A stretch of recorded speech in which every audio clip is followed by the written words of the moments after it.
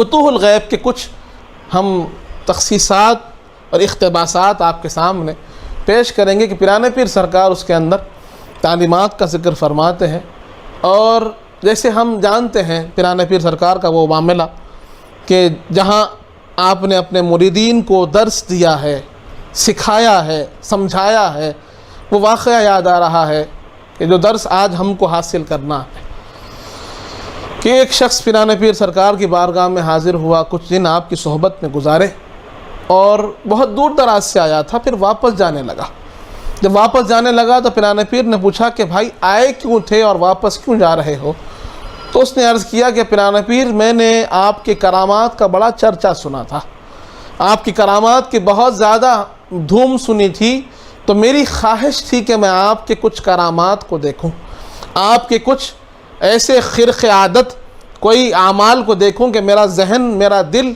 آپ کی جو وقار ہے اس پہ اور زیادہ جو ہے مجھے آپ سے محبت و تعلق ہو جائے. وہ آپ کی کرامت کو دیکھ کر میں اور اپنے آپ کو خوش اور مضبوط کرنا چاہتا تھا.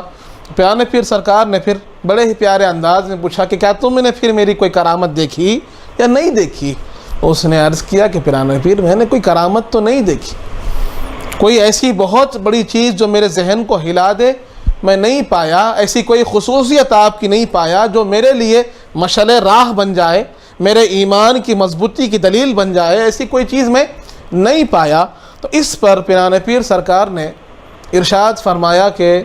بابا تم میرے ساتھ اتنے دن رہے ہو، کیا کوئی ایک ایسا عمل دیکھا جو خلاف شرع ہو؟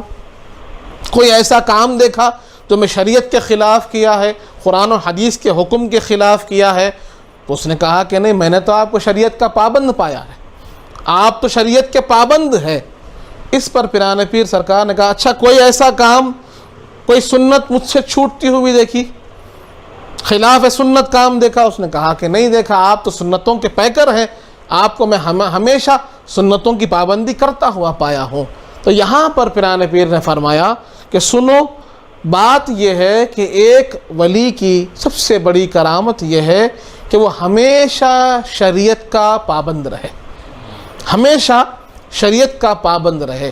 پیرانے پیر سرکار نے یہاں سے ہمیں تعلیمات عطا فرمائی ہے کہ کرامات کے ذریعے سے جو اس کا مقصد ہے،